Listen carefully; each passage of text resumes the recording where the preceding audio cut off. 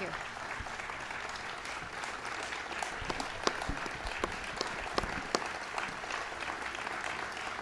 Thank you very much, Mr. President.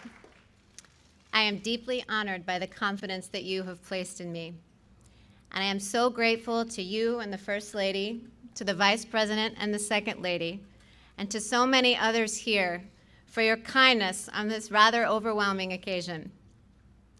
I fully understand that this is a momentous decision for a president.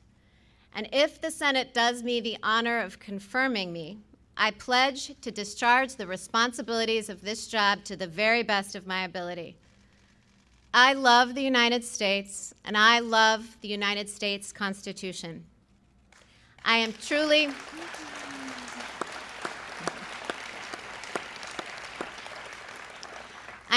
humbled by the prospect of serving on the Supreme Court. Should I be confirmed, I will be mindful of who came before me. The flag of the United States is still flying at half-staff in memory of Justice Ruth Bader Ginsburg to mark the end of a great American life. Justice Ginsburg began her career at a time when women were not welcome in the legal profession. But she not only broke glass ceilings, she smashed them. For that, she has won the admiration of women across the country and indeed all over the world. Yes.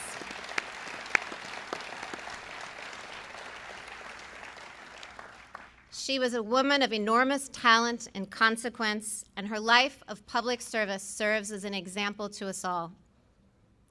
Particularly poignant to me was her long and deep friendship with Justice Antonin Scalia, my own mentor. Justices Scalia and Ginsburg disagreed fiercely in print without rancor in person. Their ability to maintain a warm and rich friendship, despite their differences, even inspired an opera. These two great Americans demonstrated that arguments, even about matters of great consequence, need not destroy affection. In both my personal and professional relationships, I strive to meet that standard. I was lucky enough to clerk for Justice Scalia, and given his incalculable influence on my life, I am very moved to have members of the Scalia family here today, including his dear wife, Maureen. I clerked for Justice Scalia more than 20 years ago, but the lessons I learned still resonate. His judicial philosophy is mine too. A judge must apply the law as written. Judges are not policymakers, and they must be resolute in setting aside any policy views they might hold. The President has asked me to become the 9th Justice, and as it happens, I'm used to being in a group of 9, my family. Our family includes me, my husband Jesse, Emma, Vivian, Tess, John Peter, Liam, Juliet, and Benjamin. Vivian and John Peter, as the President said, were born in Haiti, and they came to us 5 years apart when they were very young. And the most revealing fact about Benjamin, our youngest, is that his brothers and sisters unreservedly identify him as their favorite sibling. Our children obviously make our life very full. While I am a judge, I'm better known back home as a room parent, carpool driver, and birthday party planner. When schools went remote last spring, I tried on another hat. Jesse and I became co-principals of the Barrett e-Learning Academy.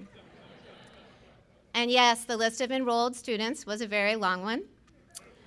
Our children are my greatest joy, even though they deprive me of any reasonable amount of sleep.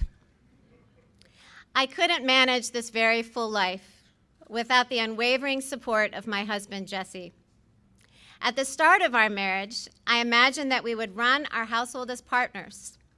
As it has turned out, Jesse does far more than his share of the work. To my chagrin, I learned at dinner recently that my children consider him to be the better cook. For 21 years, Jesse has asked me every single morning what he can do for me that day. And though I almost always say nothing, he still finds ways to take things off my plate. And that's not because he has a lot of free time. He has a busy law practice. It's because he is a superb and generous husband, and I am very fortunate. Jesse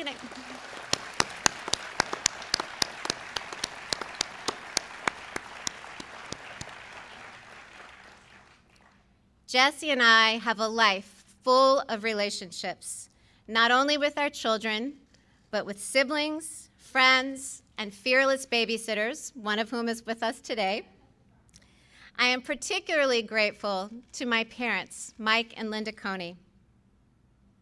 I have spent the bulk of my adulthood as a Midwesterner, but I grew up in their New Orleans home. And as my brother and sisters can also attest, Mom and Dad's generosity extends not only to us, but to more people than any of us could count. They are an inspiration. It is important at a moment like this to acknowledge family and friends. But this evening, I also want to acknowledge you, my fellow Americans. The President has nominated me to serve on the United States Supreme Court, and that institution belongs to all of us. If confirmed, I would not assume that role for the sake of those in my own circle, and certainly not for my own sake. I would assume this role to serve you. I would discharge the judicial oath, which requires me to administer justice without respect to persons, do equal right to the poor and rich, and faithfully and impartially discharge my duties under the United States Constitution. I have no illusions that the road ahead of me will be easy, either for the short term or the long haul. I never imagined that I would find myself in this position. But now that I am, I assure you that I will meet the challenge with both humility and courage. Members of the United States Senate, I look forward to working with you during the confirmation process, and I will do my very best to demonstrate that I am worthy of your support. Thank you.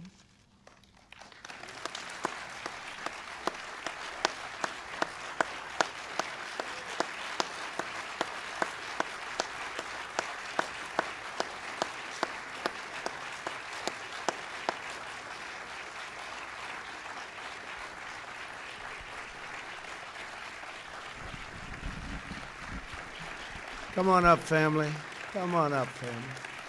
I want to acknowledge Attorney General Bill Barr. Bill, thank you very much for being here. Chief of Staff, thank you very much. Chief, you're doing a great job. And all of the senators, please, we really appreciate it. And I know you're going to have a busy couple of weeks, but I think it's going to be easier than you might think. So thank you very much for being here. Thank you all. Thank you all very much. Thank you. Congratulations, Amy.